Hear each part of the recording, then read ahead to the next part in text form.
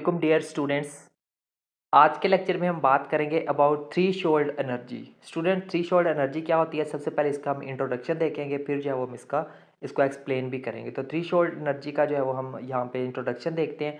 The endothermic nuclear reactions in which Q value is less than zero requires a net energy input. The minimum amount of energy input required to start endothermic reaction is called threshold energy.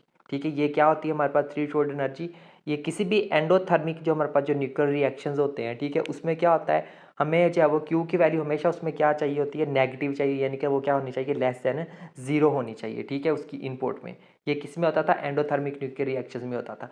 अब वो कम से कम energy, वो जो minimum amount of energy हमारे पास, ठीक है, जो minimum amount of energy होगी इनपुट में रिक्वायर्ड होगी, ठीक है, उस एंडोथर्मिक रिएक्शन को स्टार्ट करने के लिए वही मिनिमम अमाउंट ऑफ एनर्जी क्या कहलाती है? थ्री शोल्ड एनर्जी कहलाती है। ठीक है, आगे इसको मजीद देखते हैं, एक्सप्लेन करते हैं जी। यहाँ से the Q value of a nuclear reaction can be written as. अब हम किसी भी जो क्यू वैल्यू है किसी भी न्यूक्लियर रिएक्शन की, उसको हम जो है वो इस फॉर्म के अंदर भी हम इसको लिख सकते हैं। ठीक है, इसको अपने ज़ुबानी सेम एज इट इज़ याद कर लेना है। ठीक है, कैसे लिखा हुआ है ये देखिए, यहाँ पे हमारे पास M Y plus M B over M Y into E B आ रहा है। ठीक है, सिमिलरली यहाँ पे ये टर्म आ रही है, फिर हमारे पास ये थर्ड टर्म आ रही है। ठीक है, उसके बाद जो है वो ये वाली टर्म और ये वाली टर्म दोनों आपस में मल्टीप्लाई हो रही हैं। ठीक है, एक ही टर्म है दोनों।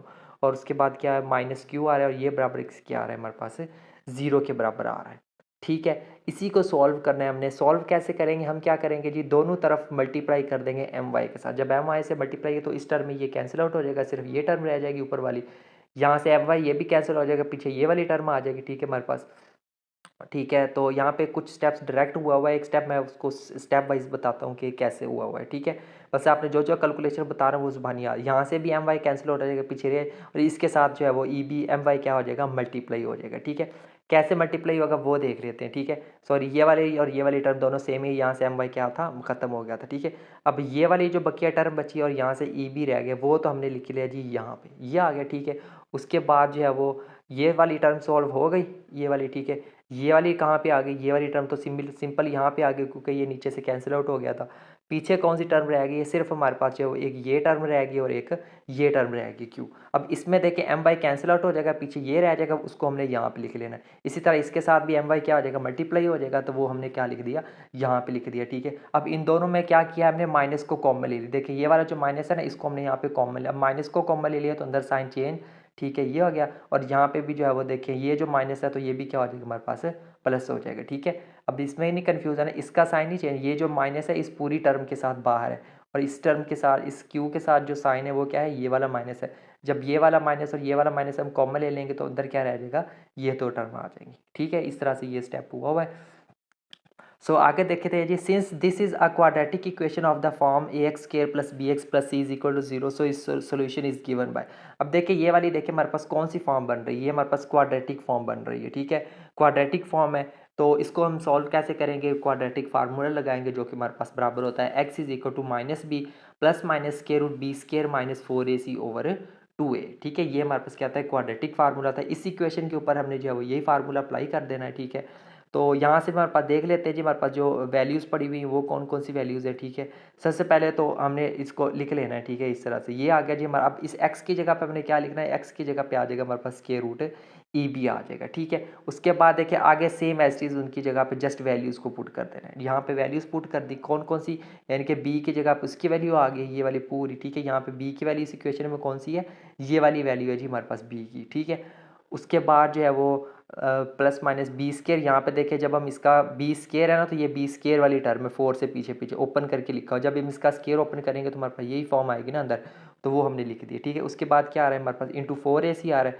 ये फोर आ गया, ये आ गया आपके पास ए की वैल्यू, और ये क्या आ गया आपके पास, सी की वैल्यू। सी की वैल्यू आपके पास ये है, ए की वैल्यू आपके पास ये है। ठीक है, और डिवाइडेड बाय क्या है हमारे पास, टू ए, तो ये आ गया टू, और ये क्या आ गई, ए की वैल्यू। ओके, आगे जस्ट इसकी सिंप्लीफिकेशन है। ठीक है, उसको देख लेते हैं थोड़ा सा। यहाँ पे देखें इन सब का जो है वो जो डिनोमिनेटर है वो सेम है, तो डिनोमिनेटर को हमने सेपरेट करके लिख लिया, यानी कि ये वाला टू इसके साथ के, जब इसका इन दोनों का हम अलहदा बटा लिखेंगे तो ये वाला टू कैंसिल आउट हो जाएगा, पीछे हमारे पास क्या रह जाएगी, सिर्फ ये वाली टर्म रह जाएगी। उसके बाद जब हम इस टर्म के साथ जब बटे में लिखेंगे तो हमारे पास कुछ इस फॉर्म में आ जाएगा। अब देखें इसको जब हम एक ही बटे में लिखेंगे इस पूरी टर्म को, ठीक है, तो इसमें क्या होगा हमारे पास, सॉरी, ये जो है वो इस ये जो है वो देखिए नीचे इसका स्क्वायर रूट नहीं, ऊपर वाली पूरी टर्म का स्क्वायर रूट है। जब हम इसको भी ऊपर अगर हम स्क्वायर रूट में लेना चाहें तो इस नीचे वाली टर्म का क्या ले लेंगे हम, स्क्वायर की फॉर्म में ही फिर स्क्वायर रूट के अंदर जाएगा ना, फिर वो जब स्क्वायर रूट से बाहर आएगा तो स्क्वायर रूट कैंसिल आउट होके, तो ये देखिए स्क्वायर फॉर्म में वो ऊपर चला गया स्क्वायर रूट के अंदर। तो इसमें भी देखें दो टर्म्स, ये एक पहली प्लस वाली है उसके नीचे ये आ गया, और अगली टर्म हमारे पास पूरी ये है उसकी जगह पे क्या आ गया, ये आ गया, यानी दोनों का बट एक स्क्वायर रूट के अंदर भी हमने जो है वो अलग-अलग उसको करके लिख लिया। अब यहाँ पे ये जो पूरी की पूरी टर्म है ना, ये हमारे पास v के बराबर है, ये जो पूरी की पूरी टर्म है ये भी v के बराबर है, ये वाली जो पूरी की पूरी टर्म है ये क्या है हमारे पास w के बराबर है, ठीक है। उसको आपने सेम एज इट इज़ लिख लेना। आगे इसको मजीद एक्सप्लेन करते हैं। The nuclear reaction is possible when Eb is real. जब हमारे पास Eb की वैल्यू क्या होती है, रियल हो, तभी हमारे पास न्यूक्लियर रिएक्शन क्या होता है, पॉसिबल होता है। The value of Eb is real and positive when v square plus V W is, और इसकी वैल्यू पॉजिटिव कब होती है, जब ये वाली दोनों वैल्यूज़ क्या होती है हमारे पास, जीरो होती हैं, ठीक है। तो हम लिख सकते हैं V square plus W is equal to zero, बिल्कुल लिख सकते हैं। इसकी वैल्यूज़ ले लेनी है, ठीक है। इसी इक्वेशन में हमने ये लेट की हुई है वैल्यू, ये कोई एग्जैक्ट वैल्यूज़ नहीं है, ठीक है। इसको हमने वी के को लेट कर लिया, इसको भी वी के, और ये क्या थी हमारी वी स्क्वायर और ये क्या थी डब्ल्यू के बराबर थी, ठीक है। तो इस वी स्क्वायर और डब्ल्यू की वैल्यू, ये वी स्क्वायर की वैल्यू, ये डब्ल्यू की वैल्यू, वो हमने वैल्यूज़ को यहाँ पे लिख दिया, ठीक है। अब आगे इसकी जस्ट क्या है, सिंप्लीफिकेशन है, वो देख लेते हैं जी।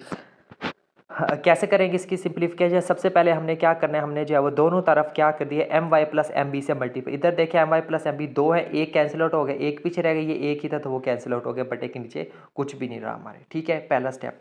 स्टेप टू में हमने क्या करना है जी, यहाँ पे जो थीटा को अगर उसको हम जीरो के इक्वल अप्रोच करवा दे तो उस फॉर्म में हमारे पास जो ई ए है वो क्या बन जाता है हमारे पास, ई टी एच मतलब थ्री शोल्ड एनर्जी हमारे पास उसके बराबर आ जाएगी, ठीक है। तो वैल्यूज यहाँ जहाँ पे थीटा आ रहा है ना वहाँ पे क्या कर दिया, 0 डिग्री 0 आ गया, ठीक है। और जहाँ जहाँ पे ई आ रहा था वहाँ वहाँ पे क्या आ जाएगा, ई टी एच आ जाएगा, ठीक है। यहाँ पे भी ई टी एच, यहाँ पे भी ई टी एच आ जाएगा, ठीक, सॉरी यहाँ पे भी ई टी एच आ जाएगा, ये आ गया, ठीक है। सो हमने जीरो और ई की वैल्यूज़ को रिप्लेस कर दिया, थीटा और ई की वैल्यूज़ को। अब आगे देखते हैं जी इसको क्या करना है मजीद, यहाँ पे देखें। अब देखें हमारे पास जो है ये है कॉस थीटा, यानी कि कॉस जीरो वन, वन का स्केयर वन ही होता है, वो खत्म हो जाएगा, पीछे क्या रह जाएगा, M A M B into E T H रह जाएगा, ठीक है। यहाँ पे भी देखें M A M B E T H है, ठीक है। इस टर्म में भी देखें हमारे पास ई टी एच आ रहा है, ठीक है। तो ये जो प्लस है उधर जाकर क्या हो गया, माइनस हो गया, ठीक है। इन दोनों में से हमने क्या करना है जी, ये जो ई टी एच है और ये वाला ई टी एच है, दोनों को क्या ले लेना है हमने यहाँ पे कॉमन ले लेना है। पीछे हमारे पास क्या फॉर्म्स रहेगी, कुछ ये वाली फॉर्म्स रहेगी, ठीक है।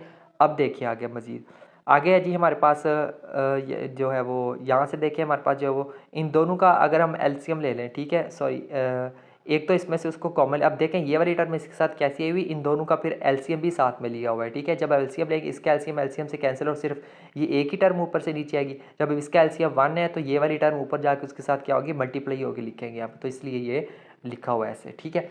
अब देखते हैं जी मजीद, इनको जो है वो आपस में ओपन कर लेना है, ब्रैकेट्स ऑफ कर लेनी है, ठीक है। तो ये हमारे पास कुछ ये वाली टर्म है, यानी कि मल्टीप्लाइकेशन करते रही है, पहली को पहली से, फिर पहली को दूसरी से, फिर पहली दूसरी को पहली से, फिर दूसरी को दूसरी से, ऐसे मल्टीप्लाइकेशन कर देनी है। मल्टीप्लिकेशन करने के बाद हमारे पास ये फॉर्म आएगी, यहाँ पे हमारे पास ये वाला आपस में दोनों क्या हो जाएंगे, कैंसिल आउट हो जाएंगे, ठीक है। पीछे हमारे पास क्या रह जाएगी कुछ, यानी कि इन तीनों में देखें एम वाई आ रहा है तो उस एम वाई को क्या ले लेना है, कॉमन ले लेना है। एम वाई को कॉमन ले लिया, फिर इस एम वाई के साथ इस एम वाई को कैंसिल आउट कर देना है। पीछे हमारे पास क्या रह जाएगी, ये वाली फॉर्म आ जाएगी। तो यहाँ से अगर हम E T I three short energy की वैल्यू निकालें तो ये ऊपर जाके क्यू के साथ मल्टीप्लाई हो जाएगा और ये उधर जाकर क्या हो जाएगा, डिवाइड हो जाएगा, ठीक है जी। तो ये क्या आगे हमारे पास है, थ्री शोल्ड एनर्जी का फार्मूला आ गया। मजीद इसको सॉल्व करते हैं आगे। Since the Q value of a nuclear reaction is given as, हम जानते हैं कि जो न्यूक्लियर रिएक्शन की जो क्यू वैल्यू है वो हमारे पास जो है वो गिवन है, ठीक है। ये उसका फार्मूला है, ठीक है, हमने पढ़ा हुआ है पहले भी, ठीक है। हमारे पास जो लास्ट लेक्चर क्यू वैल्यू वाला हमने देखा था उसमें हमारे पास जो फाइनल इक्वेशन आई थी वो यही आई थी, ठीक है। तो वो हम जानते हैं पहले से, ठीक है। अब देखिए मजीद दोनों में सी स्केयर क्या आ रहा है, कॉमन आ रहा है, सी स्केयर को हमने यहाँ पे क्या ले लिया, कॉमन ले लिया, ठीक है। अब सी स्केयर इधर मल्टीप्लाई हो रहा है, उधर जाकर क्या कर दिया, इसको सिंपल हमने डिवाइड कर, इन दोनों की ब्रैकेट्स ऑफ कर दी, ठीक है। ये माइनस है तो अंदर साइन चेंज कर दिए, ठीक है। ये आ गया जी। अब जहाँ पे क्यू ओवर सी स्केयर ये किसके बराबर, इसको ले लेना, जीरो के बराबर होगा हमारे पास, तो यहाँ पे क्या आ गया, जीरो आ जाएगी, ठीक है। तो क्योंकि थ्री शॉल्ड एनर्जी की बात हो रही है तो क्यू थ्री शॉल्ड के लिए हमें क्यू की वैल्यू लेस देन जीरो ही होती है, तो उसको हम नियरली जीरो के इक्वल कंसीडर कर लेते हैं, ठीक है।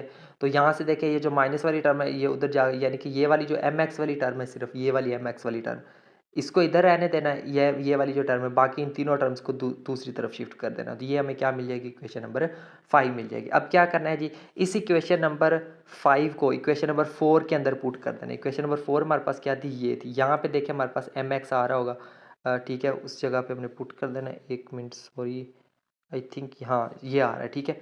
ये देखिए, ये नीचे आ रही हैं आपको 3 वैल्यूज़, यही वो same as it is 3 values है। कौन सी वाली, ये वाली 3 वैल्यूज़ है। तो इन 3 वैल्यूज़ की जगह पे हम क्या पुट कर देंगे, एम एक्स पुट कर देंगे। तो यहाँ पे जो है वो इन 3 वैल्यूज़ की जगह पे क्या आ गया, नीचे हमारे पास बटे के एम एक्स आ गया, ऊपर वाली सारी वैल्यूज सेम ही रहेंगी। तो ये क्या आ गया हमारे पास, वो फाइनल इक्वेशन आ गई या फाइनल रिलेशन आ गया थ्री शोल्ड एनर्जी का। तो हम इसको वाइंड अप कर सकते हैं। Hence this is the energy required to induce a nuclear reaction, ठीक है, and called threshold energy. ठीक है स्टूडेंट, तो ये था हमारा आज का टॉपिक, जिसके अंदर जो है वो हमने थ्री शोल्ड एनर्जी को डिस्कस किया है। उम्मीद करता हूँ आपको आज का लेक्चर अच्छे से क्लियर हुआ होगा। स्टेप वाइज कैलकुलेशन है, कोई मुश्किल नहीं है। तो उम्मीद है कि आपको कंसेप्ट क्लियर हुआ होगा इसका। तो मिलते हैं नेक्स्ट लेक्चर में किसी और टॉपिक के साथ। तब तक के लिए टेक केयर एंड अल्लाह हाफिज़।